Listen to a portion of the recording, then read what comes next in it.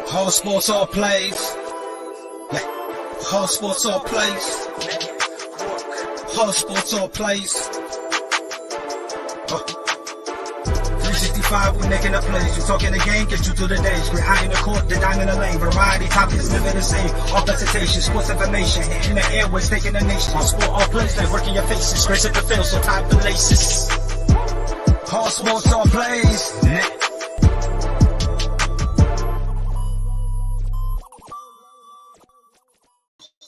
Ladies and gentlemen, what it do, baby? It is your boy Pride. Welcome to ASAP with the boys. My first guest, the man, the myth, is legend. I call him Mike Huggies, my other half, my secret boyfriend.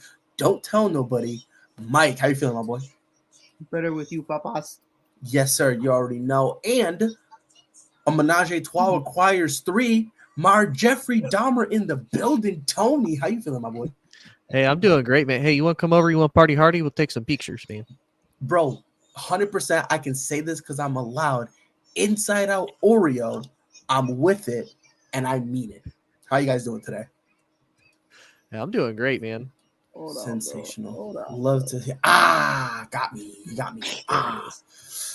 But we got a packed show for y'all. We're going to be talking some NFL and NBA. The Lakers, they are dog water. Can they stop being dog water and just be dog? We'll figure that out. Kevin Love, not loving the Cleveland Cavaliers, on his way to finna be bought out. Same with Russell Westbrook. Can they go anywhere to make a difference, or are they just fighting to be the 17th man on a 16-man rotation? Jimmy G and Derek Carr, are they trash cans? And would they even fit anywhere? We'll talk about all that and more. But first, Mike, since we have you here, my job to make you miserable and hate life. The Chicago Bears have the number 1 overall pick. Now, my boy, supposedly there are thoughts. There's some rumblings going on.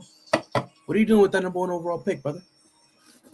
I mean, I think there's a lot of different ways you can go with it. I don't think there's it's the Bears, so there's definitely a wrong way you can go about it. It's very hard to get this to fuck this up. You know what I mean?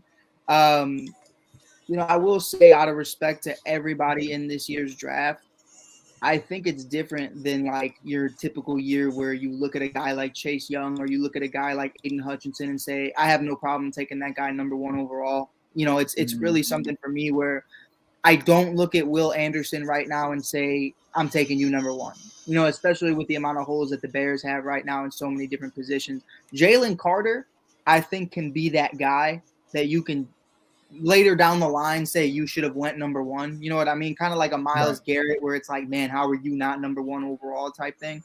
But, it's definitely a conversation for me where it's like at this very moment, and especially with so many teams that are at need of quarterback, I could see the Bears trading down to number 3 or number 2 or 4 and still landing a guy like Jalen Carter and building more draft capital. So I obviously think, trading the pick is obviously something you need to do. And if the ownership and the front office of the Colts right now, who are so adamant about tagging the Bears in every single tweet they have about, getting a hometown discount and this and that. It's fucking weird, but we're ready to gut your entire future for number 1. We're not giving you no hometown discount because we need everything right now. But I'm excited, man. It's the first time in my whole life I've ever seen a number 1 pick for the Bears, and probably won't get to see it get used till ain't that some shit.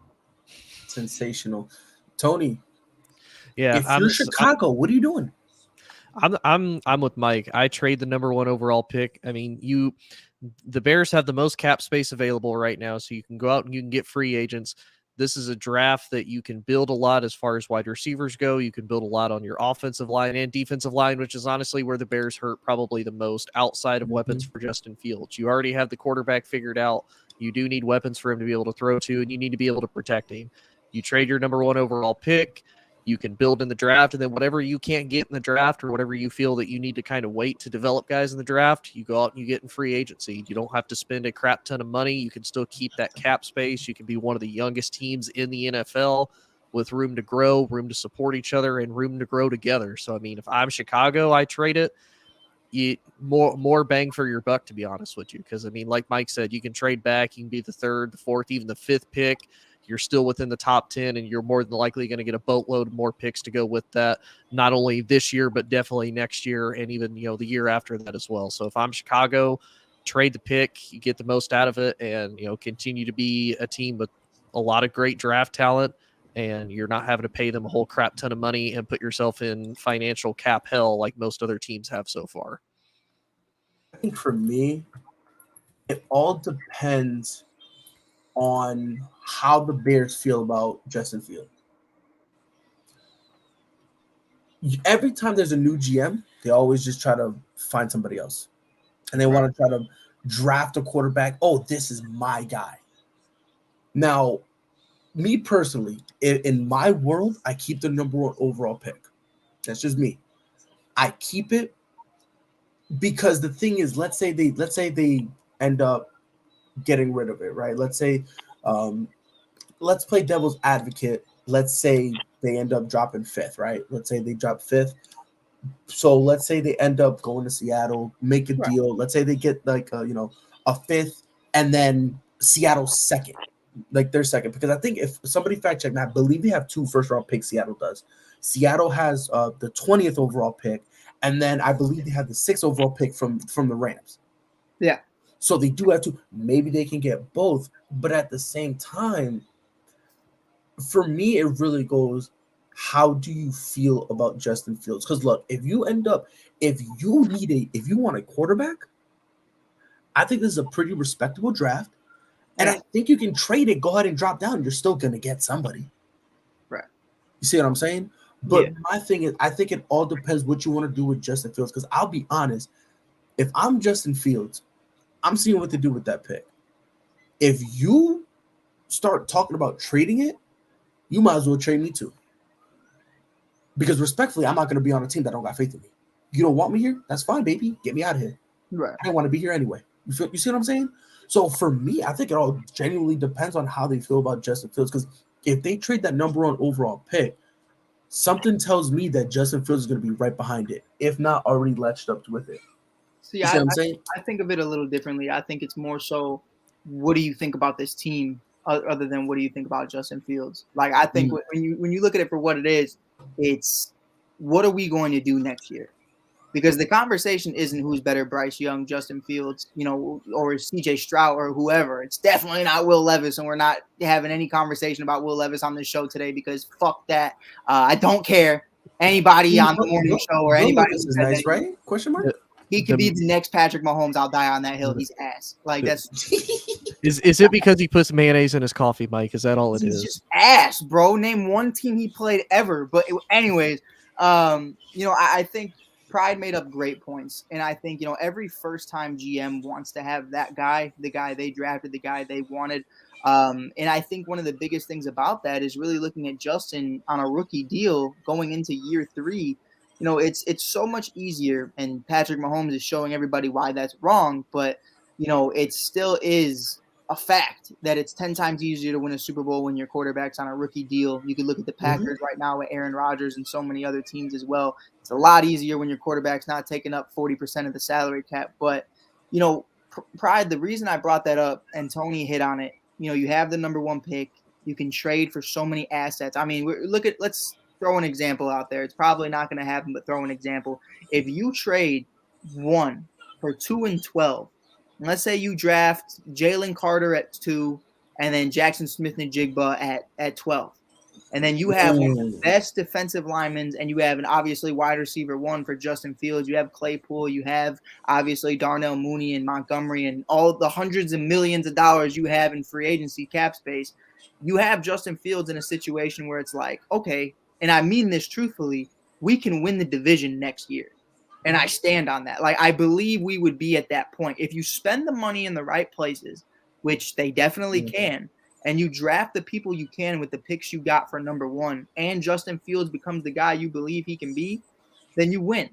Now, if this is where I brought it up, though, if your thinking is, I want Bryce on a rookie deal because I want one more year of being mediocre so we can continue to build on draft stock and we can get the next Jalen Carter next year. We can get the next Will Anderson next year and go to the wide receiver core class because the wide receiver class next year is crazy. T. Higgins, Mike Evans, stupid pass. This year it's literally just all of the Bears players is the wide receiver core and Randall Cobb. So pick your best guy, you know.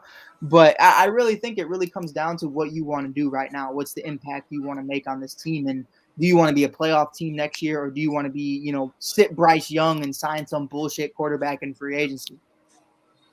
Well, that was going to be my thing, because if they do like what you're saying, Mike, if they potentially draft, you know, Bryce Young, if they draft, you know, CJ, what really is the difference between those guys and Justin? Because Justin has the talent, you know, he comes from the same type of pedigree of a, you know, Power 5, one of the top 5 schools in the nation as far as college goes. And the next guy that you bring in is in the same situation that Justin is. He has no weapons, he has no protection. You know, I do get the drafting Smith and Jigba. I'm gonna be honest with you, actually not watching him this year because the dude was always flipping hurt. He's one of those. He has the first talent potential, but he's always injured and he's not on the field. So, you know, and that's exactly why Chicago wants him. You're right. But, you know, to me, if they do that, and I do see your guys' point of, you know, the GM always wants their guy. They always want a scapegoat for if they fail at doing their job, you know, that can be their saving grace. But to me, it's one of those, you're not putting either one of them in any better of a situation. Like, you look at Justin, he came from Ohio State. Same with CJ Stroud is coming out of Ohio State. First round talent just about everywhere on each side of the ball, everywhere that they go to. Same with Bryce Young out of Alabama. All of these guys are going to struggle because they basically have nobody to really throw to. They have no offensive line help, so they're going to have to do like what Justin did. They're going to have to run for crap yards. And we saw Justin basically say, "Okay, I'm going to just be a true raw athlete. I'm going to take the ball and make plays myself, and we'll run with it." And then gets called a running back. Hashtag Lamar Jackson. So if I'm Chicago, like I get, you know, keeping it, but if you draft a quarterback, I'm really gonna have a lot of questions. And I'm with you, Mike. I like Will Anderson. Honestly, he was so hyped up this year. I think he honestly he didn't meet expectations of what I thought he was going to be, the way everybody kind of built him up. Like, he didn't have a bad season. I'm not saying he's trash. I'm not saying that he's below average. And you're the number 1 pick.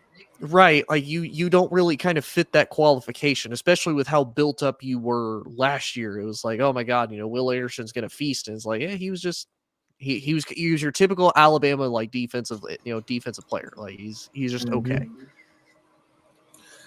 So for me, it really comes down to,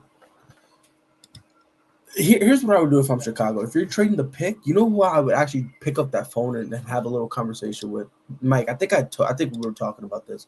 Let me know if I'm out of pocket. I'm actually picking up the phone and I'm calling Houston. How bad you want this number 1 overall pick? Because if Houston can have 1 and 2, isn't that kind of enticing? You think you can probably then you can end up getting their 12th overall pick, which again, it's still in the top 10, maybe even finesse, because I think they have like the first or second pick in the second round. Get those 2 picks and go get Brandon Cooks. All of a sudden, you got a number 1 for Justin Fields. You got pretty much solid picks where you can kind of build something. So, in my opinion, I think you're in a better position. If you end up trading that pick, you're going back a little further down than you would ideally want. But I'm in a situation now where I got Justin Fields at number 1. Let's try to help out his offensive line a little bit. That way we kind of give him time to actually throw the ball. And then all of a sudden, instead of looking at him and, you know, having the whole thing of he doesn't have time, he doesn't have a number 1, you're kind of killing 2 birds with 1 stone. Mike, I see you laughing. What'd I do wrong? You're a better man than me, Pride.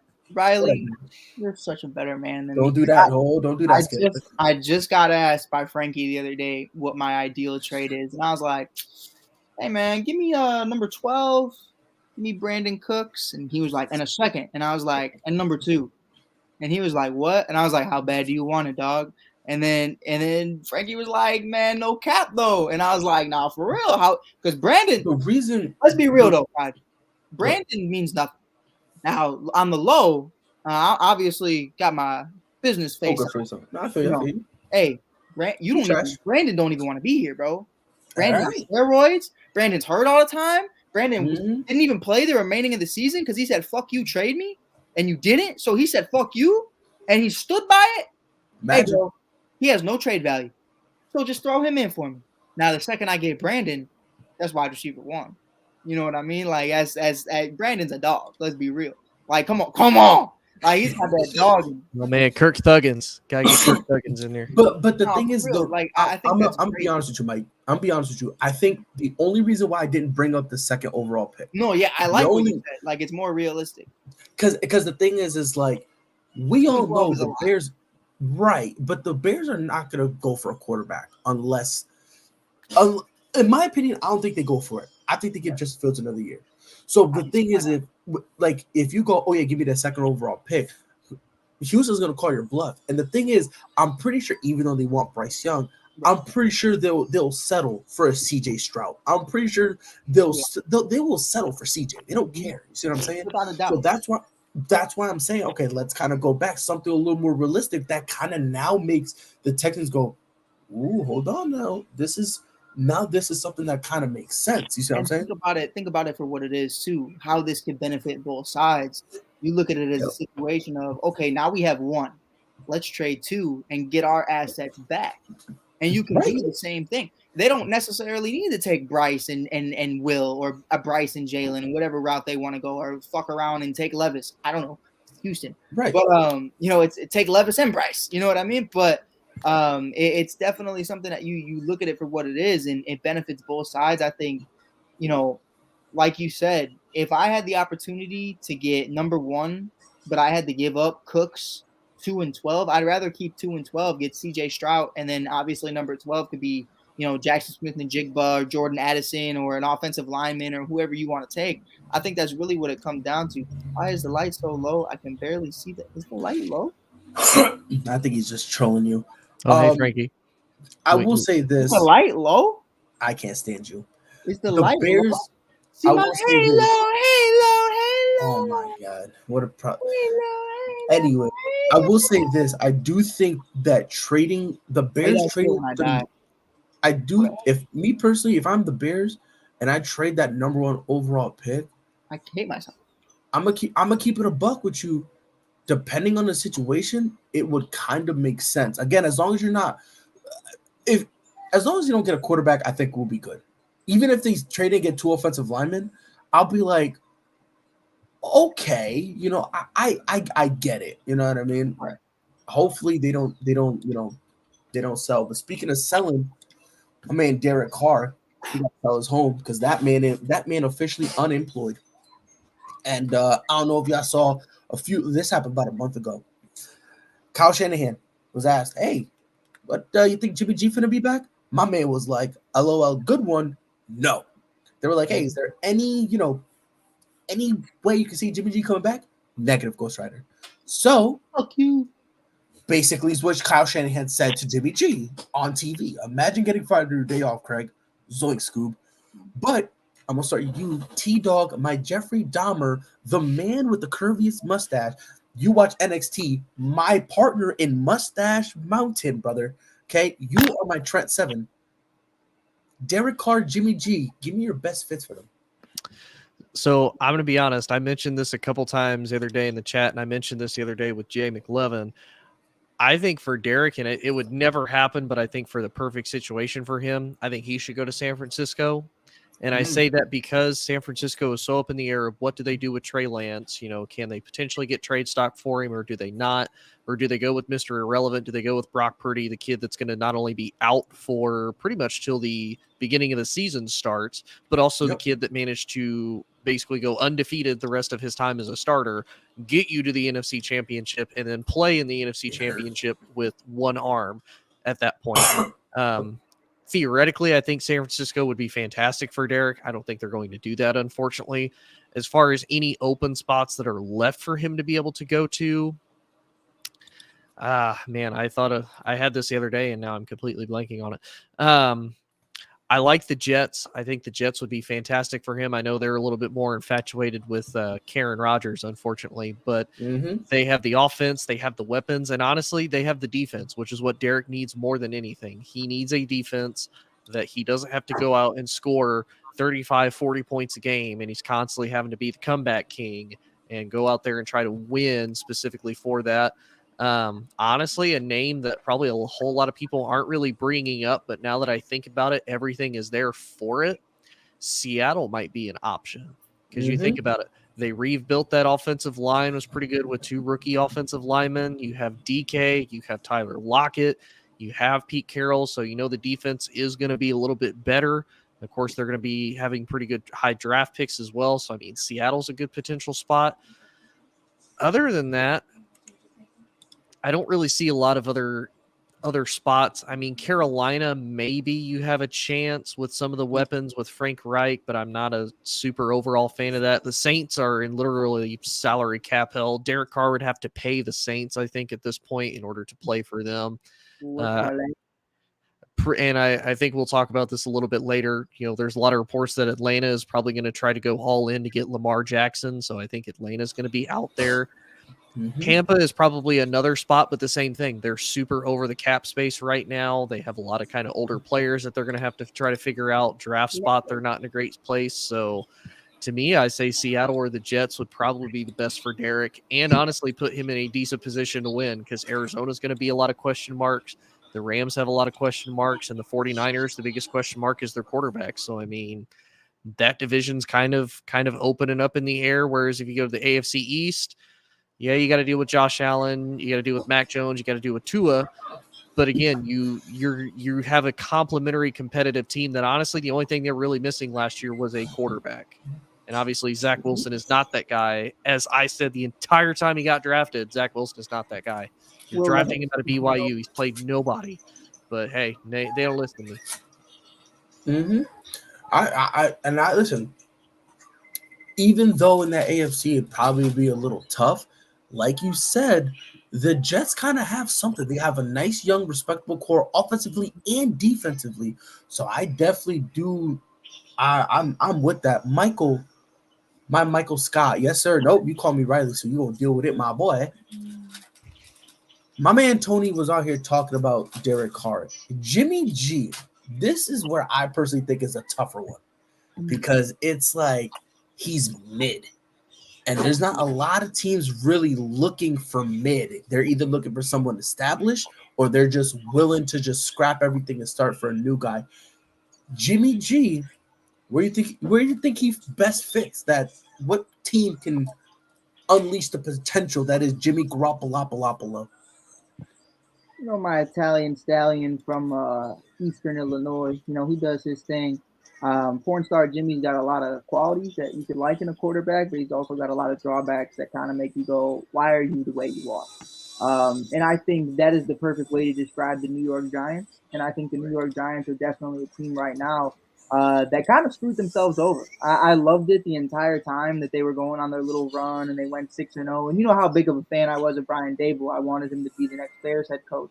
And just like Tony, I had another defensive guy, but they don't listen to me. So it is what it is. You know, but I look at that and I go, is Daniel Jones really going to be able to win you a playoff game? One, first and foremost, a lot of people talked about Justin Fields throughout this year about not being able to throw the ball. Daniel Jones, even though his obvious interception rate was a lot lower than Justin Fields, does not throw the ball. There are several games, I mean, over 10 games where you can count he threw less than 200 yards. He's not really that guy that you could really trust to, you know, win you a game and really facilitate the floor and really be that guy from a floor general standpoint and just a field general standpoint. Pardon me, got my shit mixed up. You know, really looking at it for what it is, you know, you look at the Giants in this situation, probably let's be real, they're not in a situation where they can obviously draft a guy in the first top 10 picks. They can't get a quarterback like Will Levis or, and I said Will first because the Giants always mess it up, but you always look at Bryce Young and CJ and Anthony Richardson and all these other guys.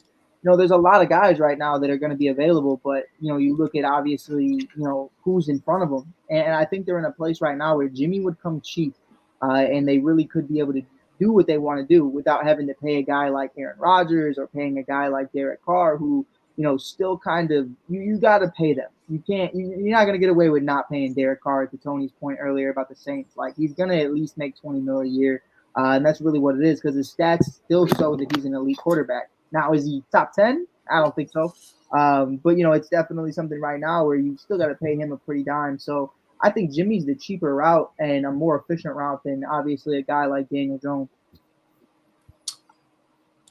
So I might be the controversial one here. So for Derek Carr, Tony, if I'm crazy, please let me know. Ryan Tannehill has outlived his use in Tennessee. That aged so well. It aged so awfully that I have no choice, but I got to triple down on it at this point. So it's like, listen, you guys I get very, very excited for my losses, for my wins. But when I take a L, I own it. And this one is like an ugly tattoo that I have to live with for the rest of my life, which is why I own it. That's why I always call him Ryan Tannehill, because I got to own it. Right, Tony? I say, and let's be honest too. If they don't get Lamar, which I don't see that happening, I don't see the Ravens trading him to Atlanta. That might be a spot that your Tannehill goes to, is Atlanta, just because of Art Smith. Art Smith being there. Yep, yeah. And so the thing is, if I'm Tennessee, I would consider moving Ryan Tannehill. The guy's 35, and now it's to the point where you're way too injury prone for me to look at you the same way. Do you do you think they already have done that though in Malik Willis, or do you not believe in Malik? I don't believe in Malik Willis in the next 2 years. Yeah, no, yeah, that wasn't like a you know what I mean? Thing. Like, I'm being genuine. No, I see what you're saying. Yeah, I kind of look at him and I'm like, he just looks so lost. But again, he's a guy in year one who got asked to start, and respectfully, he looked. If we're gonna be honest, he looked lost in college. If we're gonna tell the full story, I mean, he like, was let's tell the full story. Well, if you guys remember, he was one of those that a lot of these teams were looking at. Oh, hey, who are the 5 guys that we can anoint as the franchise quarterbacks out of this next draft? And he was potentially one of them. And yeah, I was kind of the same way. I'm looking at him like, okay, he's coming out of Liberty. Like, who does Liberty really play? Like, not saying you have to be a Power 5, quarterback to be decent or be a successful NFL quarterback, but I'm like, if you play in Liberty, you ain't playing the big boys. You're not playing that. You're not playing the ACC. You're not playing the SEC, the Big 12, the Pac-12, the Big 10. You're not playing any of those. You play in the Group 5 schools. I mean, and for me, like, I don't trust Mike. I mean, respectfully, I've said this from the jump. Pittsburgh, their GM needs to get fired. Let's fire Mike Tomlin, because to get Kenny Pickett, let's be fair here. Kenny Pickett was dog water. No one cared about him until he did that fake slide. And then no one cared about his stats. It was just like, remember that fake slide? Oh my God, it was amazing. Like that's really all it was. So no, yeah.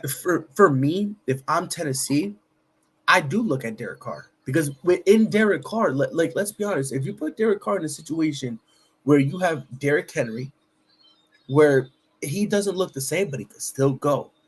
You got young options. Traylon Burks, granted, it wasn't amazing, but he kind of did show some potential. And their tight end, Anakwo, I can never say his name right.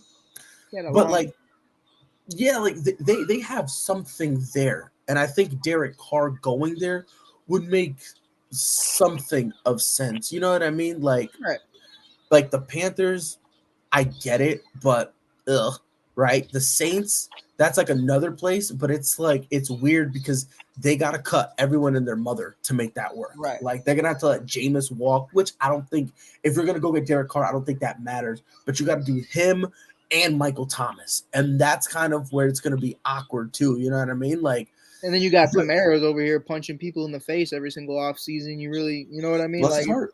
Yeah. So so that's kind of the weird thing. Now, Jimmy G, this is where I think it's going to be weird. I think and I'm being so serious when I say this, I think he actually ends up in Las Vegas. And by week 3, we're having a conversation on he should be benched. By week 5, Jarrett Stidham is starting. By week 7, we're talking about if he should be cut. By week 11, retirement talks for Jimmy G.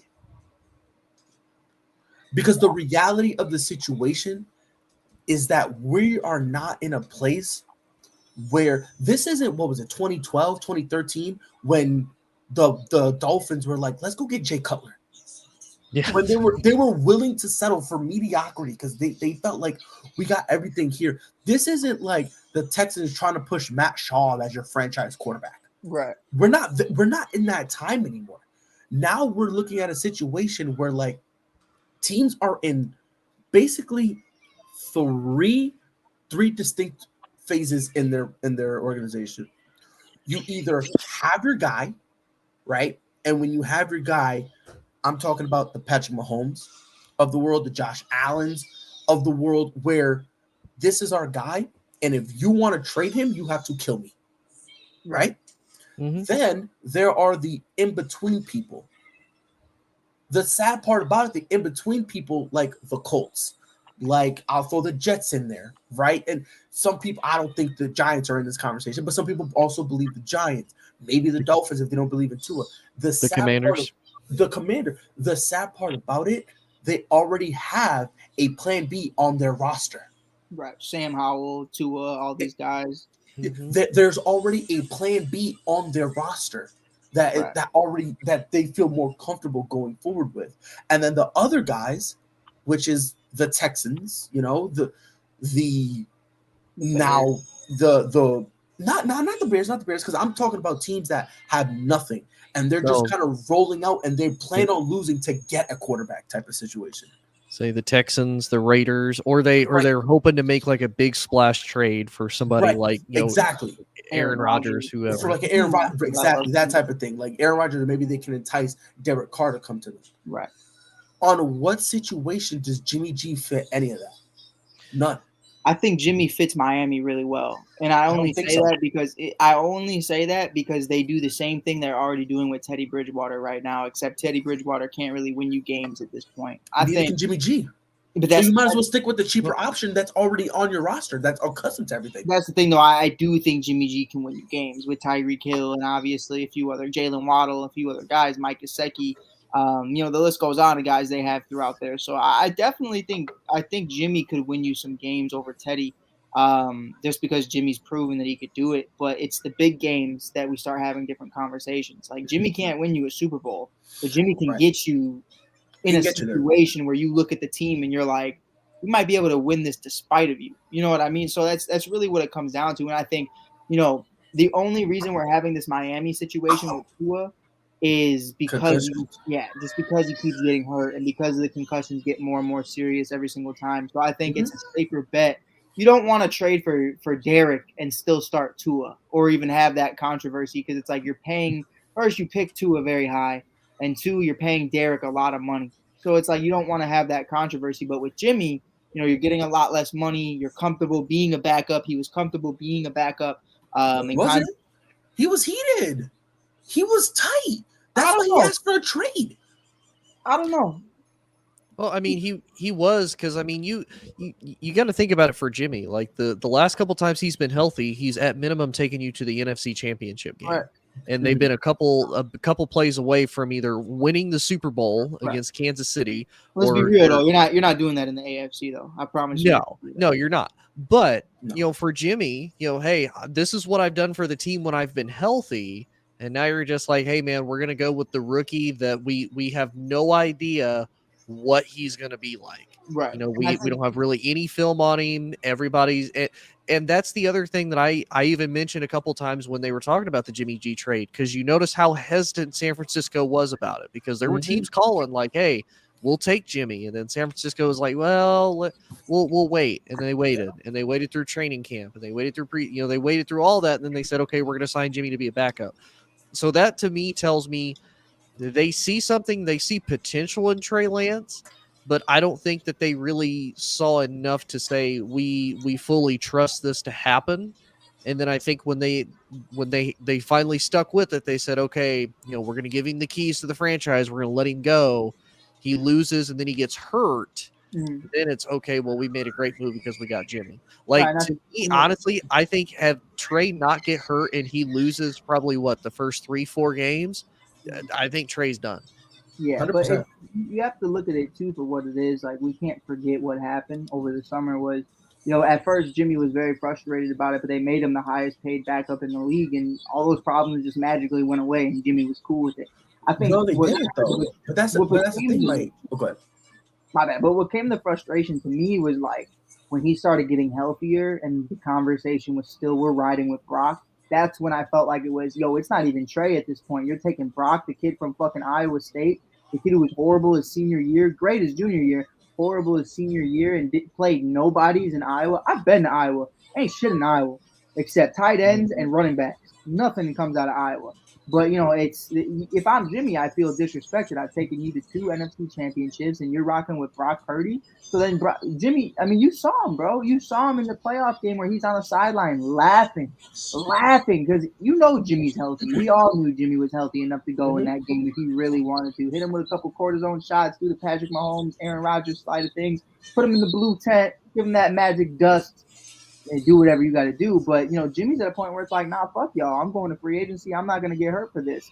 And I think that's where the frustrations really started because, you made him the highest paid, backup quarterback. And I think that's really one of the biggest things that really kind of quieted those moments. But no, it didn't. Brock, it's like, come on. But Mike, that didn't quiet it. What quieted was after a while, Jimmy G was like, all right, look, no matter what I say, it is what it is. It doesn't matter. Because remember, everyone was talking about at the time. Hey, yo, one bad game and Jimmy G's back in the thick of it. Right. Mm-hmm. We need to remember, they didn't want to start Brock Purdy. No. This is the part that people forget. They offered the job back to Jimmy G. Jimmy G got sick of it and refused. Mm-hmm. That's the part that we're forgetting. Jimmy G was like, look, bro, I'm at this point, I'm willing to literally sit out and walk. Right.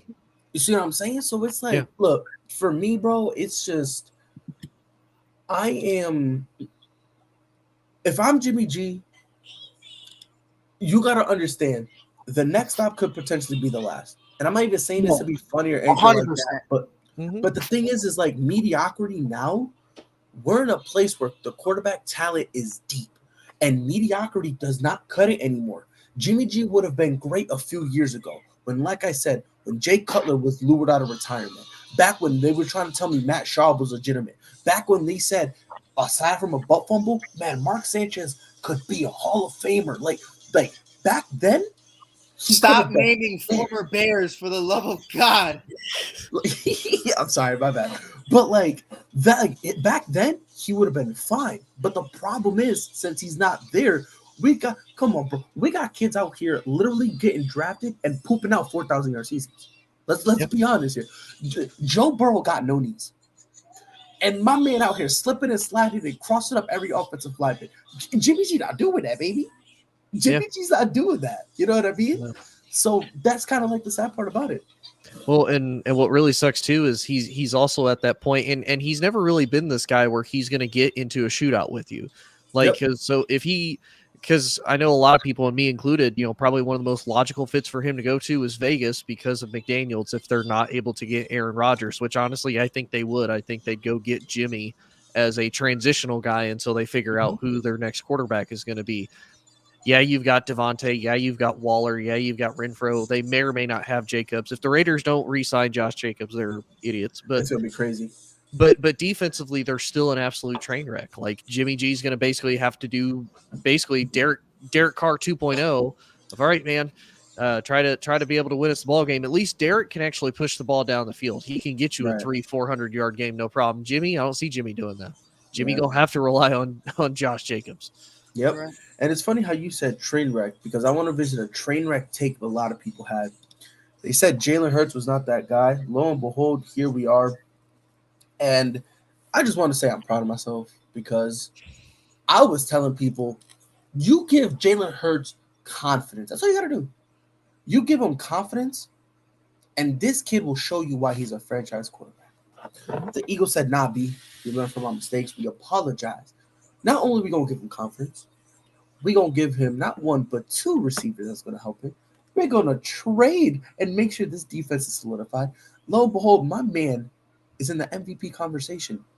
Michael. No, I don't want Michael this time. I want Tony. T-Dog. My Jeffrey Dahmer. The man who will probably kill me. Has Jalen Hurts done enough to prove he's a franchise quarterback? Oh yeah. I don't know if you remember earlier in the season, I said that earlier because of what he was able to do last year with that team. He took them to the playoffs last year. They were a playoff team. Now they got beat by the Bucks, but I mean that was when Tom Brady and the Bucks were still rolling and clicking, and they were playing good football. And he managed to get them to 11 wins and into the wild card round. So I don't really see how people can sit here and say, oh well, Jalen's not a franchise. Yeah, he is. Like, you think about it, Nick Sirianni came in and said, okay, this whole Carson Wentz thing, this is a mess. No, I'm done. We're done. Jalen is going to be my guy, and he's proved it. Like, out of all the quote-unquote Alabama quarterbacks that have ever come out, although I don't really consider him a part of Alabama anymore because he went to Oklahoma, he learned how to truly be a quarterback at Oklahoma. And then when he came to the Eagles, Nick Sirianni, really wrapped his arms around him and said, hey, this is what we're going to do. He's soared and he's taken off. And we saw it not only in the Super Bowl, but we saw it in the games that Jalen was out. The Philly does need him because that run game is non-existent without him. Right. Like, you look at that Super Bowl, Miles Sanders, who I still hate as a running back, non-existent. Kidwell, non-existent. Boston Scott, non-existent. What was the Eagles' run game? Jalen Hurts. That was their run game. So to me, and it's not only he's able to run it, he's able to throw it. Like Jay McLevin brought up a good point. Everybody wants to kind of compare him to Lamar Jackson. I don't think that's the case. To me, Jalen is a true dual athlete in the fact that he can be a pocket passer. He can do the deep throws. He's got the wide receivers that are able to do it because he will pass first and then he'll run. Whereas to me, Lamar has more of that. I'll look to pass, but I'm probably going to run it first, whereas Jalen doesn't have that. So to me, yeah, he's 100% proven that he's a franchise quarterback. To piggyback off of you, this is a take I had earlier this year, and this season only solidified it. And I said, and Mike, let me know if I'm bugging. I said Jalen Hurts is what all the fanboys wish Lamar Jackson was. Yes. What they want, what they lie and say, this is what, like, Jalen Hurts is who Lamar Jackson should be had anybody challenged him and pressed him to be a better passer. In my opinion, right here, right now, I will tell you this right now, Jalen Hurts as a quarterback is better than Lamar Jackson. Mike, are you ready to have that conversation? Jalen Hurts was, personally myself, I was always a big Jalen Hurts guy. It's the only reason I own anything Oklahoma Sooners. Boomer Sooner, baby. That's what I was calling it back in Sooner. Yeah, 2019, that man had me rooting for him. But, I'm going to bring it back to Justin Fields because Jalen Hurts is literally my blueprint and my Hail Mary, praise to God, praise to Allah, praise to Buddha, praise to – I was going to say something, but praise to Tony. It was not going to go along. It was not going to go around. We'll talk about it later. But, it's literally for me, like, listen, bro, like, get this kid some weapons, like, Devontae Smith, A.J. Brown, Dallas Goedert, and the running back talks just disappeared. Now he's a dual threat. But before, everybody was saying, and not you guys specifically, but before he was a running back, right? Just because he was a guy with no weapons who has the ability to run the ball. Now he's a dual threat because you actually give him the opportunities to succeed. And the head coach, and all praise to the front office for listening about the Carson Wentz situation, for allowing Sirianni to do this. It's so untypical to see that actually happen, especially after paying a guy and shipping out Nick Foles and all the drama that went through it. I mean, the Bears could never. Let's be real. The Bears would never. They were willing to throw Mitch through the rain before throwing Nagy in there, and that's really what you need sometimes. And I love what I'm seeing from Jalen Hurts. I will say, I still want to see Lamar with a true number one wide receiver. I am not going to discredit Mark Andrews whatsoever because I say the same thing about Patrick Mahomes. Patrick Mahomes does not have a wide receiver one, but he does because he has Travis Kelce. And the same thing with Mark Andrews. Let's not act like Mark Andrews isn't the wide receiver one in that system. So that's really what it comes down to for me. And Jalen just had the perfect opportunities to do so. Despite of having a one-dimensional team, he made them two-dimensional by using his legs. And I think obviously, Jalen's your franchise quarterback, and he has proved that he is him. And I've listened to this guy talk, and he's talking about John 13:7, and he's talking about you may not understand now, but later you will. Woo, woo, woo, all this other stuff. Like, you lose the Super Bowl, and he's saying, you can either learn from it or not, and he knows exactly what he's going to do. And I love the answers that he gives. He's a mature guy. I'm going to say this really respectfully because I know a lot of people are going to come at me wrong because obviously I'm white. It just happens. But half the time Lamar Jackson talks, he might be saying the most spiritual and intelligent thing I ever heard. I have no idea what he's saying. I'm sorry. That accent's so thick. I just can't. But Jalen to me is that real leader. It's not big trust, woo woo. We're not talking about like all this crazy shit. Like Jalen is that guy that you want to go to war with. And I would run through a brick wall for Jalen Hurts at this very moment. Now Lamar Jackson, getting injured as much as he has, and even Justin Fields who just doesn't want to throw. There's guys like that. You want to call them run first, no problem. But Jalen Hurts is the furthest thing from it. Yeah. And I think for Lamar, it goes into a couple things. It goes into the Ravens front office not doing well whenever they draft. Because you think about it, they got him Duvernay. He had Hollywood Brown there for a little bit. I can't remember the other guy that they have for him. King of drops. Huh? Mm. Oh, they had the King of drops in Hollywood. Yeah, King of drop. But hold on. Time on. You can't say that because him and Tyreek Hill have the same number of drops. Oh, you mean the guy that can't run routes? We could do this all day, bro. Oh, I'm with it. Oh, he can't. Tyreek Hill can't run routes. I love it here. What a time to be alive. Well, fly route, yeah. I mean, one route is a route, but fly route. But anyway, back to my point though. So for me, it kind of to Mike's point where Mahomes doesn't have a true number one wide receiver right now, but he does with Travis Kelce. Mahomes at least goes out of his way to make it work with what he's got. He's built those connections with Valdez-Scantling, with Hardman, with Juju. Lamar, I feel like I don't know if he's doing that or not. I don't know if he can't. I mean, can he though? Because I mean, no, think he about can't. it. Let me explain why. You can't make a number one wide receiver out of a guy that is, if the guy that he's trying to throw it to isn't that type, isn't that guy, then he's just not that guy. But to me, I understand that, but you can't tell me. But you can't tell me Rashad Bateman is coming, and you can't tell me he's on his way up. If he's on his way up, that means he's got something. That means he's got something there. Here's my thing with Lamar Jackson. The problem I have with Lamar, he doesn't try to throw the ball. He'll do one read and run.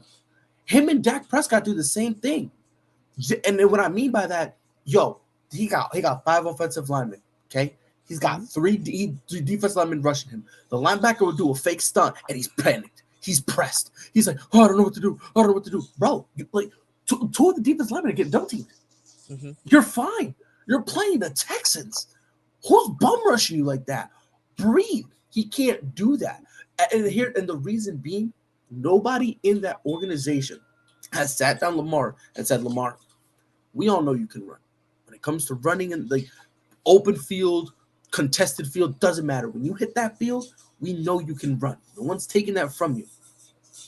But if you're scared to throw the ball 5 yards and if the ball goes past 7 and you're doing a helicopter, and if we show the ball being thrown and not throwing it, and it looks like Tim Tebow's throwing that ball, all floppity woppity, and you're underthrowing guys that are only 13 yards away from you, and you're overthrowing someone who's in the flat consistently, at some point, you need to look at Lamar in that organization and say, bro, what are you doing? Like, we need to work on your touch. We need to work on it. And if that means we're going to have one down year of you, I would rather go through that earlier in your career. So that way, later down the road, you're fine. Because remember, Jalen Hurts didn't always have the touch that we saw him have this year. Mm-hmm. He worked on it and developed it. They put him in a situation that like, hey, Jalen, you got to prove to us you deserve to be here. Mm-hmm. They never done that with Lamar, and that's that's one of the biggest problems I've had with how the Ravens have been doing Lamar, because they're like, well, hey Lamar, you got to throw the ball, but I want to run. Okay, wait, no, I'm not gonna say okay. You want to be how you will do. Imagine this. Imagine that I'm a Swiss Army knife. I can't open a bottle. I can't cut paper. I can't pry nothing open. At this point, I'm a glorified pocket weight. How am I gonna sit here and try to pretend I'm dual threat if I can't do nothing? I can't say, oh yeah, I'm a multitasker. And Tony, I'm a multitasker, but I can't talk and blink my eyes at the same time. Right. How am I a multitasker? I can't do it. And that's been my problem with Lamar. And at this point, Lamar's capped. I don't think we're ever going to see the best Lamar could have been. The potential everyone was always talking about him, I think it's too late. Because now it's a situation where no matter where Lamar goes, I don't like he's just so accustomed to running. Everyone's accustomed to seeing him running. I think teams are going to be too scared to try to change him now. Yeah. Well, and I think it sucks too because, like you said, we may never see the full potential of Lamar. Now we might, considering Greg Roman is gone, and I'm interested to see how Monacan from Georgia is going to be able to make Lamar work as far as that goes. But no, I mean I do agree because everybody wants to compare him to Vic, and I'm just like, if y'all remember, yeah, Vic would run it. But Vic could throw too. He could throw it, yes. And same with RG3. Hey, Tony, really quick, because I know we used to talk about it all the time on I always forget the show we were on, but we were on it.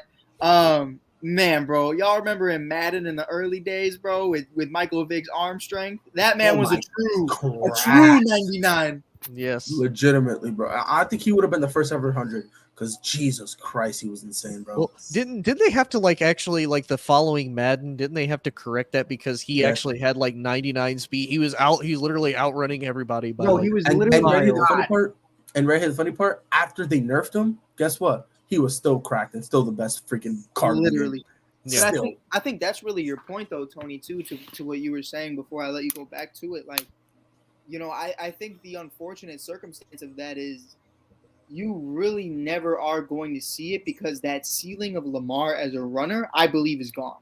He's still a great runner, but he's not what he was in his MVP season, and the injuries have definitely been the reason for that. It's nothing Lamar has done differently. It's nothing, that's saying he's aging or any of that. It's definitely just the injuries, and you can see it. It takes a toll on your body, and, I'm in a situation with Fields where, I'm waiting for the same exact thing to happen, and it's it's something you need to look at and go, okay, so say you give him Devontae Adams, Jalen Waddle, and Tyreek Hill, he's still not going to be the runner he was in 2019, and that's just being real. No, I agree, and it is. It's one of those. It's sad because you look at how RG3 was. Had RG3 tried to do the same thing, hey man, become more of a pocket passer. You can do it. We've watched you do it. You have the potential, but it's no, I want to run first. And it's okay, well look at RG3 now. He spent the majority of the time as a backup to Lamar. That's the crazy part to me is that RG3 of all people was there and was his backup. Didn't say, hey man, you throw the ball more. Be a pocket passer. Don't become me. Can I be honest? I'll be honest with you. I think RG3 tried to tell him. And I honestly legitimately think Lamar Jackson was trying to listen to him. I really do believe Lamar wanted to, but his natural instinct combined with the constant of Harbaugh saying, go ahead, run it. That it got him to the point where he's just run regardless. Right. So it's a situation that unless a head coach grabs him, I think that man's gonna run eventually. He's gonna run out of the league in 2-3 years. If he doesn't stop on this pace, because the last 2-3 years he's missed 5 games. Yeah, hell, he missed the rest of the season for the Ravens this year, and had an opportunity to come back and didn't. I personally did it because he was being smart. That was a contract thing. Yeah. No. This year I think it was a contract thing because I think he saw the writing on the wall. He was like, "Fuck that! I'm not tearing my ACL without a deal." Big facts, bro. Big facts. 2 more topics before we head on out of here. We're gonna talk about Tony and Mike's favorite team, the Lakers. Love it. Currently, pay your dues. 27-32. What a phenomenal record! But they made some moves, wheeling and dealing. Made sure they handled their BEs on us. Tony, do you think this new look Lakers, this revamped Lakers team, do you think they can sneak into the play-in and make some noise? Hey, all I'm going to say is wait till after Christmas. And the Lakers are going to be back. You just wait till after Christmas. Lakers are going to be back. No, because I'm going to be 100% honest with you. I don't see it.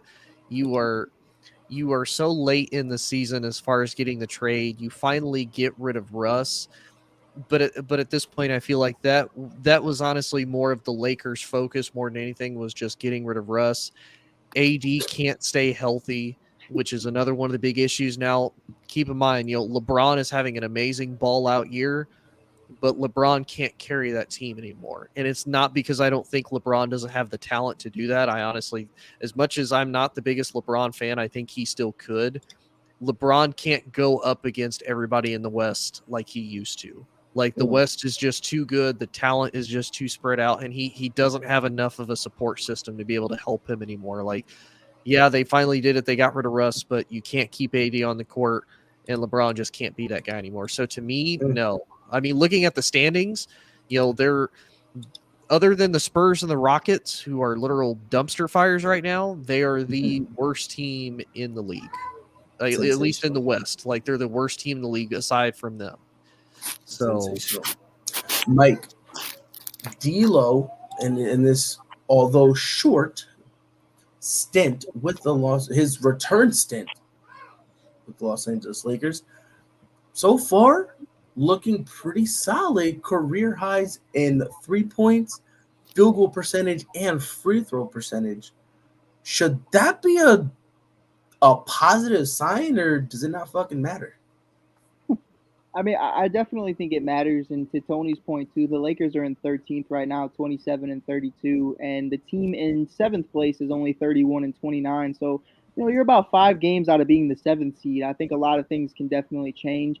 The Kings are still number 3 and 32 and 25, which, I don't understand it, but that's what's up. Happy for you. Whatever. But I definitely think with Hachimura, with a bunch of other individuals, obviously Frankie's boy Mo Bamba. There's so many different places you could say that they end the season in, but I think at the end of the day, I got to give credit to Rob Pelinka for fixing where he fucked up. I'm not going to praise him and say that they're going to the playoffs like Stephen A. Smith did on the air just the other day. Saying that they're back, because I mean, let's be quite real about the situation right now. They're in 13th, and the defending champs in the Golden State Warriors are in 9th. And that's how deep the West is right now. Like, that's just being completely real. And KD is coming back with the Suns. Russ might go to the Clippers. The Clippers are already in 5th. You have no idea what the Timberwolves or the Mavs are. Pelicans with Zion at some point. The Thunder keep getting better. I mean, there's just so many teams out there. The Nuggets, the Grizzlies. I mean, we could do this all day. Portland with Dame, the Utah Jazz. I mean, I'm naming all of them at this point, but they're all good in their own regard. So, Pride, correct me if I'm wrong. 10 of them make the playoffs, and the play-in included, if I'm not mistaken. Correct. Yep, it's 10. And yeah. then so basically, in order to be safe from the play-in, you have to be through the 1 through 6 spot, and then 7 through 10 kind of battle it out for the final 2. So, to that point, right now, obviously they're 13th, and in order it would go Nuggets, Grizzlies, Kings, Suns, Clippers, Wolves, Mavs, Pelicans, Warriors, and then Thunder. That being Jazz, Trailblazers, and Lakers. But I'll give LeBron that. I think out of those 3, LeBron's the one that could pull it out of his ass. But I definitely also see the other counterpart of it is like your number 2 at the end of the day is still Anthony Davis. You know what I mean? So that's really what it comes down for me is, can AD stay healthy? And that's always been the narrative, and that's still the narrative to this day. And I think if AD were to go down, or LeBron obviously has an issue, they've already said he has an injury right now. It's definitely something that could completely obliterate their season. I do think that the Lakers can actually kind of finesse their way to the play-in. I do think. My bad. But yeah, I think they could. But yeah, it's going to be hard. Yeah, but I think they can finesse their way into the play-in. However, I think that's where it stops. Mm-hmm. I don't think, with all these moves and saying they're making the play, like I said, the play-in is kind of like up there. And again, because think about it, through the play-in, they're going to have to get through 2 teams. Because I don't see them being 8th. Right. I don't see them being 8th, right? So it's like whoever, like between the 7th and 8th seed, whoever wins, they're the 7th seed, and they're safe. So the Lakers will have to play twice, respectfully. And who are they beating? I don't know if they're beating Dallas. Respectfully, no, I don't know if they're being. I don't even a Zion Williamson-less Pelicans will put pause on this Lakers team.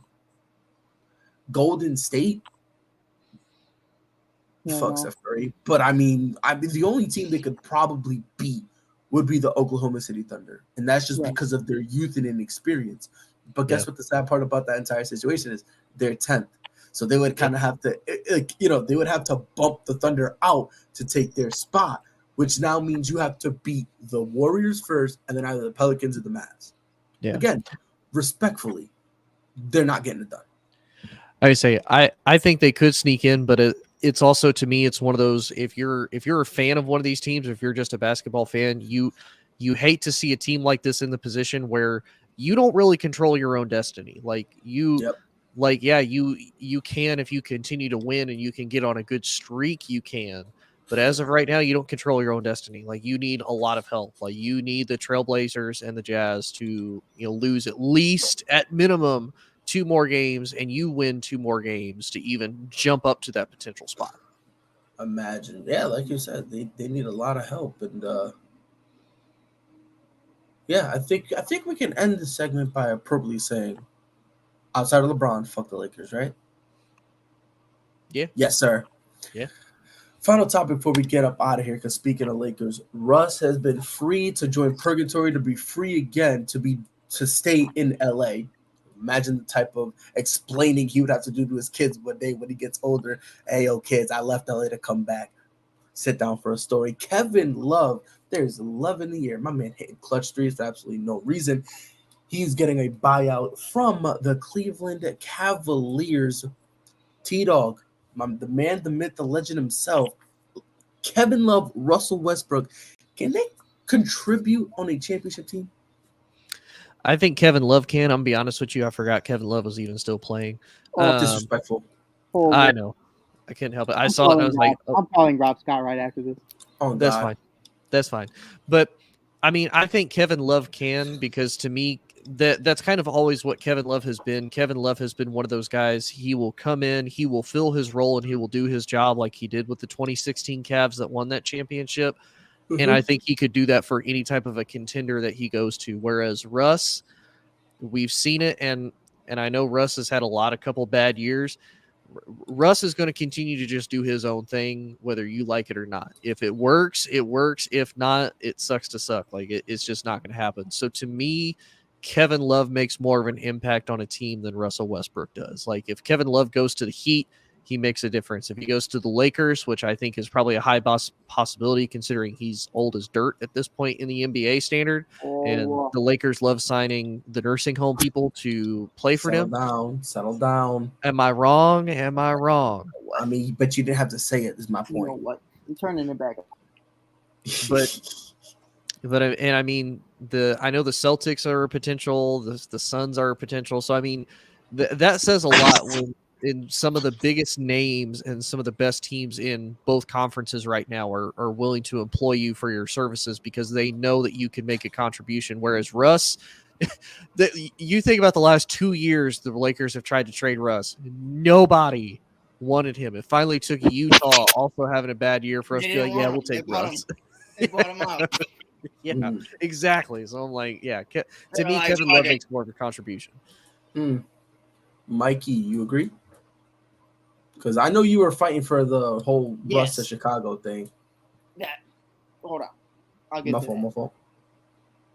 Tony, you my dog. You my rider. The last 2.5 years knowing you. Here it comes. Don't ever fucking say some shit about Kevin Love like that ever again in your goddamn life. I promise you, I will go all the way to Indiana, which I hate Indiana. There's nothing in Indiana but corn and gonzo, but I will go all the way there and set every cornfield on fire. That's why I got banned from Facebook for a whole day. I was in Facebook jail. I told Frankie I'd set his house on fire. But this is probably going to go up too. But every cornfield gone, and I'm going to spell out K-Love in every cornfield. But yes, sir. I truly believe you missed the mark missed the mark on what the biggest team is, and I think that's the Golden State Warriors. I think the Golden State Warriors are truly lacking that Andre Iguodala, that big man that they truly desperately needed, and for whatever reason thought it was going to be a kid out of Memphis who only played 12 games in college, and James Wiseman. Can you settle down, please? Well, he played 12 games, and you took him number 2. It's cool if you took him like 4 or 5. LaMelo played less, and you wanted them to take him. Settle down. Played overseas and is right now an all-star. But he didn't deserve to be an all-star. We're not having this segment. Last time I was here, we had kidney stones. I'm not doing it again. You're right. I'm not popping another stone. Don't make me pop another one. But I think Kevin Love can easily win a championship this year. And unfortunately, I was crazy. I was out of pocket. Everybody knows how much I love Donovan Mitchell. I did say that the Cavs were going to come out of the East in the beginning of the season. I do believe in Donovan. I do believe in Garland, and I believe in Evan Mobley and everybody else. And I thought Kevin Love could have been a key factor to that, but unfortunately, obviously, that didn't come into fruition. But I do believe Kevin can bring something to these teams. Now to the Suns, I don't want it. I don't want it just because I'm tired of them. They want everybody, bro. They're interviewing Carmelo. Like, what do we?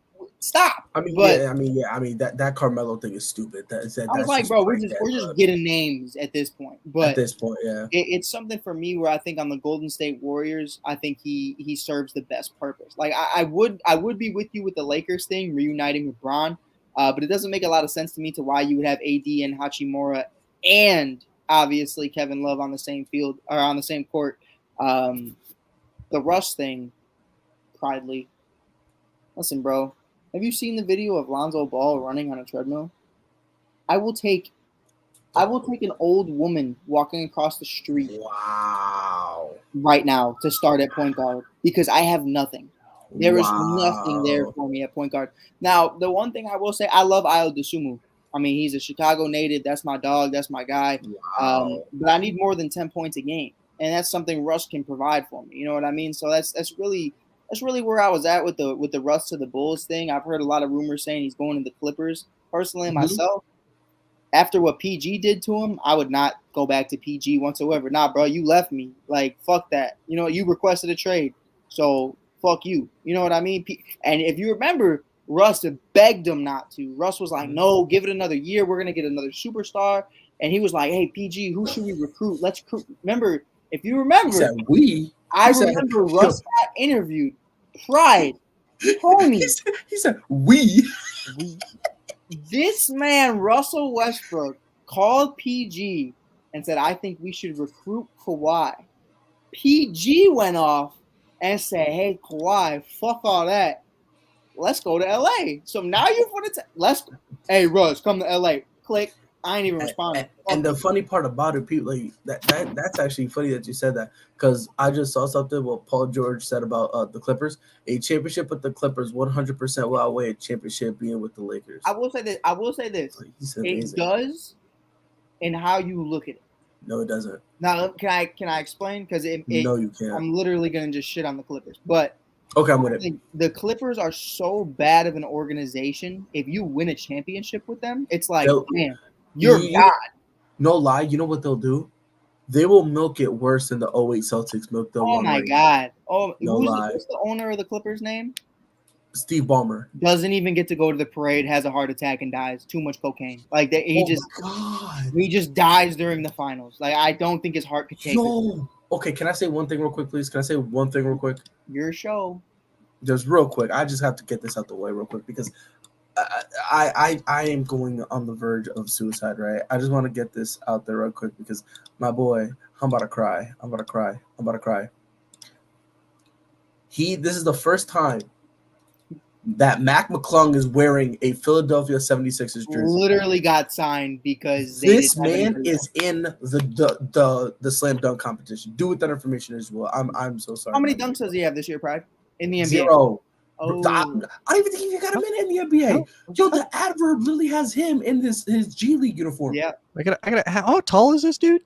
He's a bucket. Don't. Hold on. He's a bucket. No, hold on. No lie. You asked that, and this is what I see. This man look like Kevin Hart size. Like, dude, exactly. That's why I'm asking. I'm like, this dude looks so short. Like, what is this man? Mac McClung. Mac McClung better be hung, bro. He's 6'2". 6'2" with what, like 3-inch hurt? Like 3 Oh, inch. he was on the Bulls. He was. Look at this. Hold on. Look at this. Look at those shoes. On the Bulls. Look at those shoes. Look at those shoes. That right there, that's lifted. When was he on the Bulls? I don't even think he ever was on the Bulls. Oh, come on. I think they cut him or something. You got to be preseason. Hold on. Let's go to his basketball reference. Bro. A white boy on the Bulls. I would remember this. He was at Chicago. Wow. A whopping 3 minutes per game. He was like right. Look at this. He played one game. I think that was when Lonzo first went down and we were trying to figure it out. Dude, he played it. Yo, literally. Was he a Laker? Yes, for a game. He was a Laker. For 22 minutes. For 22. What, bro? Bro, this is the guy on our All-Star dunk contest. This is ridiculous. But I'm gonna say this. Kevin Love, I think this is the no-brainer. I think Kevin Love definitely could help. Right? I think that's the no-brainer. I can't believe I'm saying this. How the turntables. Seeing how Russ actually embraced coming off the bench, I actually think that if another team goes respectfully, you know what you got to do. I think depending on the situation, depending on the team, I think you might consider it. Why is this dwarf on my screen? I think the two best players or the two best positions, like I said, I think K-Love, Tony. I think him going to the Warriors is definitely the best option. I think he definitely doesn't need to come off the bench. He could start and just do what he literally did in Cleveland, and he could win a championship. And I think be a solid stretch four, give up some post work, so that way, like when the threes aren't falling, you dump it in the post. K-Love will feast. Right. Well, I mean, when Draymond Green decides he's going on his triple singles, I mean, you could pick up. Who cares about Draymond Green, bro? Who cares? But that's what I'm saying. You know, Draymond's not going to interfere with you. Draymond's going to be Draymond. Can we be honest, bro? Can we be honest? Draymond Green is just me. He's just a taller me.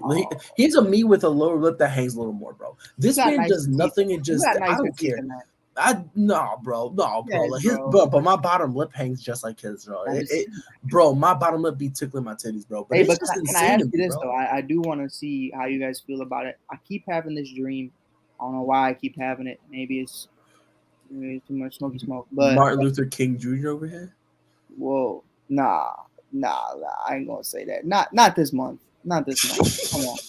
But any other month you could say that. Next month, March 1st, my birthday. March 1st, run it back.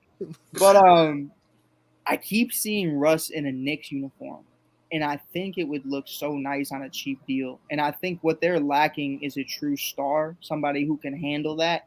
And I think that's something where you could put Russ in that situation. I mean, you already have Brunson, you have Josh Hart, you have Mitchell Robinson, you have Julius Randle. You add a guy like Russell Westbrook to that team.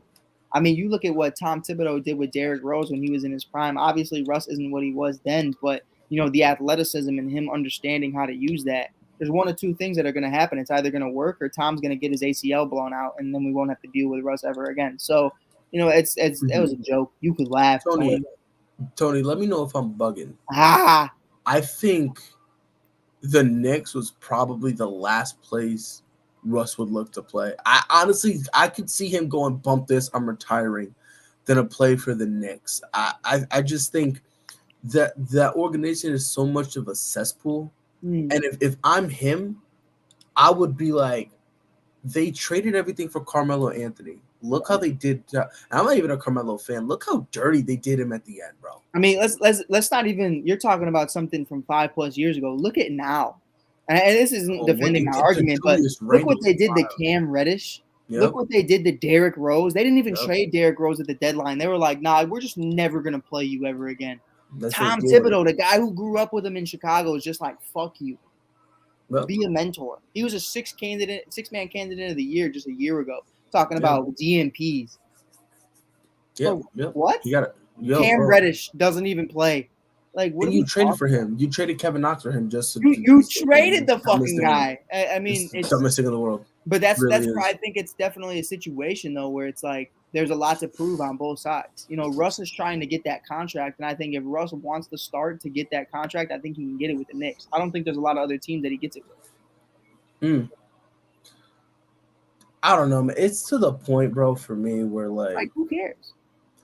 To be honest, like I I've said this before, and I'll quadruple down. Russ will never win a ring. It wouldn't. I'll say this: it just doesn't gel for him. He could, but it won't mean anything. The only way he'll win is if he's like Trace McGrady going to the Spurs. Even though Spurs didn't win, just a situation where you're just on the bench and you're playing just garbage time. It's like Boogie Cousins going to the Warriors. Kind of, right? And Kevin Love, like you said, Kevin Love. If Kevin Love goes matters. Kevin Love he does, because the thing is like Kevin Love has shown you I can go on stretches where I can dominate. Oh yeah. But I understand when it's time for me to step back into my role. Yeah. And if you put Kevin Love in Golden State, I'm telling you this right now, you put Kevin Love in Golden State, he's an all-star next year. Oh my God, yes. Because they will feed him. I'm gonna go off. I'm gonna say this. I think right now, Kevin Love is your Finals MVP if he ends up a Golden State Warrior. I stand by it. I don't know about that one. I think he's your. Now you won't tell me Andre Iguodala can get one, but my guy K Love can't get one. I mean, yeah. I mean, let's put him in Golden State and see what happens. Let's put him in Golden State and see what happens. I say, like Mike said, Iggy was literally just a role player. Like, he filled in when people were injured. Iggy did what he needed to do. Kevin Love could do that same thing, honestly, if not more than what Iggy did. Yeah. Offensively, because defensively, he won't be able to do. Yeah. But then again, it's not like Andre Iguodala really did anything defensively. Because for all the people that says, "Oh, he did that," Braun averaged what 30 on his head. What are we doing? It was also a situation where Draymond was actually very solid that year and was a great defensive player of the year candidate. So I mean, he had some light work, and Clay was in his prime too, so he really didn't do shit. Right, that was Clay when he had two good legs. I said what I said and I meant it. Steph, just real quick, Steph, I hope the next time you go to drink soda, it's slightly shaken where all the fizz goes up but it does not explode. I hope that his child, when they go out to eat, I think he has 3 kids. I hope they all find their shoes and they're all matched up. And I hope Steph can't find that last shoe. He's got everything all worn and everything. And that left shoe, I hope and pray he can't find it. That's the type of level of hatred I have for this guy. I bet you hope like one of his pets like throws up in his shoes and he doesn't realize it and he just steps in it like full sock and all. No, you know what I want? I want his if he has a pet dog, I want his dog to be tired one day. I want Steph to go through the worry and go out of his way to go take his dog to a vet, only for the vet to tell him your dog is 100% healthy. Swear to God, it's inconvenient. That's what I want for this guy. $500 bill. He's healthy. I hope, swear to God, I hope and pray, and I hope that it's like a very minuscule amount of money. Like I hope it's only like $20. Swear to God, but I want him to go waste gas. Like right, I don't care. You're the person you want Steph to get into. Not necessarily a car crash, just a car accident. Not enough for him to be hurt, just enough to inconvenience him for at least 2 to 3 hours in the middle of LA traffic. Like that's what you want. What I want from him, and I said this one, I swear to God, I want him to go, yeah, babe, I'm about to drive the Lambo. I hope it runs out of gas and you got to drive the Rolls Royce. Swear, that's the type of hatred I have for this man. Like, I swear to God, I hope and pray that, like, he's like, yeah, let me go buy another car. And I hope he brings it and he opens a garage and it's all full. So he has to leave it outside. Swear to God, that's the type of hatred I have. I want him to win a game of horse with his son. And then his son go, Dad, why you beat me? And have him apologize for winning. Swear to God, that's the type of level of hatred I have for this man. Hey, Brian, check the private comments real quick for me. Ladies and gentlemen, this has been ASAP with the boys. Mike is out of control right now, and I'm scared. Mike, you have any final words for the people before we head off? Yeah, man, we're starting up Skytown again, man. I was about to say, do not mention what you said in the private chat, sir. No, hell no, that's canceled. Where's the button? Where's the cancel button? But canceled. But Skytown's coming back for season 2. We just interviewed the whole new cast, everybody on the team going forward. Completely new show, completely new faces. Obviously, we'll be back in Wintrust Arena this May. Going to be really fun getting back into it. It'll be a different look for the W this year. You can find that my ads right there. You can follow everywhere or on the ASAP network. Man, this has been the best show I've been on in a very long time, and I miss my pride, and I miss my Tony, and I miss my cat. So I'm happy we got to do this, man. Yes, sir. T-Dog. Any final words? Yeah, it's been a blast. I've loved doing it with y'all. Pride, I do have one thing to say to you personally. Fuck me. Fuck. I cannot wait for the Ravens to draft Stetson Bennett when they lose Lamar and believe that not the mailman, but the FedEx man is going to try to take them to the promised land. And I cannot wait for him to fall on his face when it happens. I'm gonna tell you right now, bro. Stetson Bennett is gonna be like him and Hendon Hooker are gonna enter the league in their prime, and we still gonna have time to get ready. Like, imagine that, bro. You start the league in your prime, and you still need time. Oh bro. my lord, bro! He's gonna sit him for a year. Dude's 30. He's gonna have 2 years of his prime. It's gonna be 29 and 30. He's gonna be the second year in the league. Dude, and it's funny because we're talking about like LeBron, that whole AARP team, bro. Like Stetson Bennett and Hendon Hooker literally finna be the same thing, bro. They're gonna be literally a Super Bowl with gray hairs. Like they're gonna be retire in year 7. Dude, you gotta think about it. By the time they finish their rookie deal, they're gonna be turning 30, if not in their 30s. Oh, dude, you gotta think though, like that definitely impacts like their contracts. I think it's gonna be like, say they work out, say they're like the next Patrick Mahomes. I'm like, $400 million for the next 15 years. You're fucking 30. No, that's the thing. Like, I genuinely believe that for them, they're gonna get their rookie deals, and they're only gonna get one good contract. Yeah, because to Tony's point, think about it, bro. Like, your rookie contract runs out, bro. You're 30. You're 30. Like, I have no time to build a roster. Like, I have no time. Yeah. Like, honestly, you know what they're gonna be? They're gonna be the next Brandon Whedon. Like, you think Brandon Whedon came in at what, 28? Yeah. Like, not that much older. Dude was like, that's where I think like teams like the Pats and the Bucks and the Saints, like you have to go there, bro. You have to go there because everything needs to be set. Everything needs to be set, ready to go. Sensational, bro. It's been an honor. It's been a pleasure, Mike, Tony. I definitely miss you guys. We definitely need to do this again, bro. Maybe even every Saturday night where we just scream at each other. Because like I had to be quiet because like my kids are asleep, but like on Saturdays, I'm screaming, bro. I turn my camera on, and bro, on Saturdays I'm free, bro. My veins gonna pop out, bro. I'm gonna get an aneurysm live, and I hope Steph Curry saves me. And right before he's about to finish saving me, I spring back to life, and I'll be like, "Hi, you wasted money, dude. Get in here." Swear to God, bro. Minor inconvenience. I hope he has to go play Charlotte, and I hope that he drops 45. Swear to God. I hope he drops 45 and they win by like triple digits, so his 45s are meaningless. Swear to God, this type of hate should happen to Smith. Swear to God. I want them to wax the opponent so his 45 points mean absolutely nothing. Man. And it's crazy because like my life goal is to meet Steph Curry so I can tell him how much I hate him. And is it really though? Like what would you genuinely say if you met Curry? No, I would say what I said. Tell you guys. Swear to God, I would tell him that. It was gonna be crazy. Because it's not like I'm saying anything crazy. I'm not saying, oh yeah, bro, I hope your kids die or something. No, I'm not saying nothing buck wild. I'm just saying, bro, do me a favor, and I hope next time you go like play ball, hope there's a hole in your sock. Not enough to give you a rash or anything. You have an aneurysm, right? You're sitting there. Curry's trying to bring you back. I open my like this. So you wake up, right? And imagine this guy's playing with your big toe. Go ahead. You open your eyes, and all you see is this. Dude, respectfully, if I see that face, you go back to sleep. Dude, brother, I'm falling in the air. Like, yo, I just don't care. Like, respectfully, bro. Like, and this is not even like an anti-Curry thing. Like, if I see Magic, well, first of all, Magic got that thing, so I don't want him near me. But if I see like,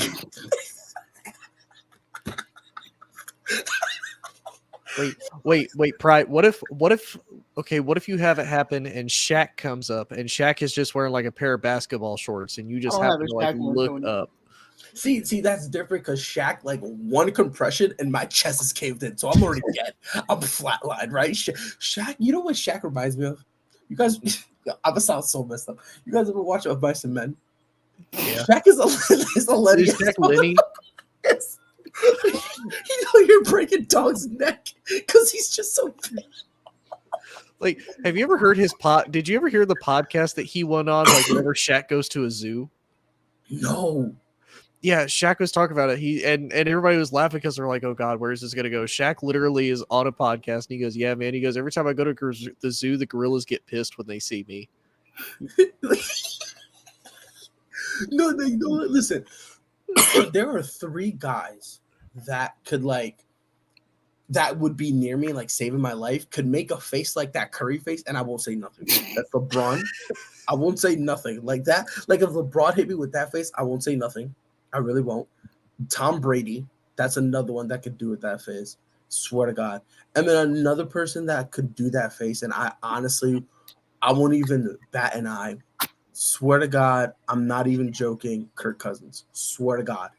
Like Kirk Cousins can make that face to me, and I'll just be like, I feel safe.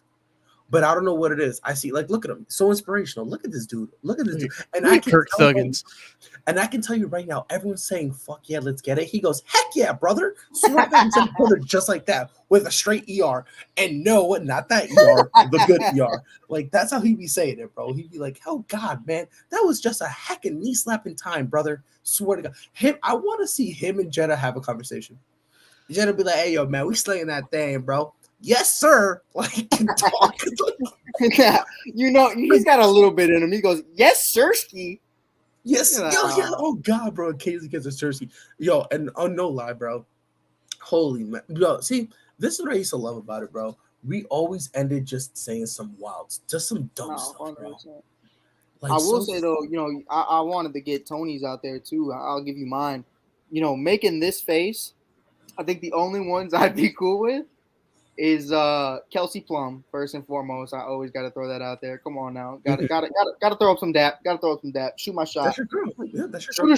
Shoot. I think LeBron is also one of those. I'd be like, that's what's up. And then, oddly enough, Chance the Rapper. If Chance did me like that, he had the 3 hat on, I'd be like, by the praise of God, you brought me back. I'm cool with it, bro. Like it's. Like, what was Steph thinking, bro, when he made that face? Like, what was he thinking, bro? Like, that is cool though. If I knew this segment was happening, I would have had all the Jordan Poole ones. But Poole's a straight meme, bro. No, like Poole. No, the difference is Poole does it to try to be funny, but it's just like, do me a favor, go to the corner and do not come out. Like, this was Steph. Like, in his mind, he made it complete. Like, look at his eyes. It's pixelated, but look, this is not the eyes of a man. This is Tony when he has his victims. Oh God, bro! This is the last thing you see before Tony Dahmer gets. This is when I ask, like, what do you mean you don't want to watch Star Wars? Like, you don't want to watch Star Wars? You want to watch? What you're telling me right now? No, like, but no lie, like Steph. I feel like every time he makes those weird faces, right? Something tells me that he doesn't mean it. That he's just trying to have like a normal look on his face.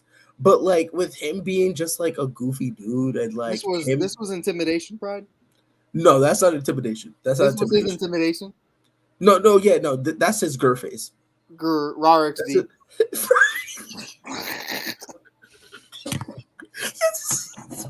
a RXD. Rar. Hey, you be seeing that? He be like, "Raw." I'm like, "No shit." You got everyone else in the background. Mm-hmm. You got the golf kids in the background. You got Aisha in there, like. And then you got that one kid in the background who's mad uncomfortable, just laughing because he doesn't know what else to do. It's Kevin Love. It's Kevin Love as a warrior. Yo, oh God, bro! I can't wait to see Kevin Love on the end of that bench. Like everyone's just acting up. And he's just like. Yo, bro, on God, bro. I don't like Golden State, but I'll buy the mess out that jersey, bro. 100%, especially if he's rocking 0. Oh my God. Oh my Lord, bro. But gentlemen, it's been an honor. It's been a pleasure. Definitely got to do this again. And next time, I will have a 30-minute segment dedicated on the stuff I want to happen to Steph Curry. Again, no death threats. I hope he is safe. Swear to God, I hope the next time he goes to shave, he locks the door and still messes up slightly. Swear to God, that's the type of hatred I have for this dude. I hope the next time he gets a taper, it looks clean as hell, bro. He gets up, leaves, looks in the mirror, goes, man, I wish I had like a little dash in there. Fuck. Like, that's the type of inconvenience I want for him. So, on behalf of Mike Huggies Hughes and Tony Watch Star Wars with me, Hollingsworth. It's been your boy Pride. Glad you could spend some time with us. We will see you when we see you. Steph Curry, I hate you, but do not follow Tony because he'll do things to you. It's been real. Catch y'all when we catch y'all. All sports, all plays. All sports, all plays. All sports, all plays. 365, we making a plays. We talking the game, get you to the days. We're high in the court, the dime in the lane. Variety topics, living the same. All presentation, sports information. Hitting the airways, taking the nation. All sport, all plays, like working your faces. Grace at the field, so tie the laces. All sports, all plays.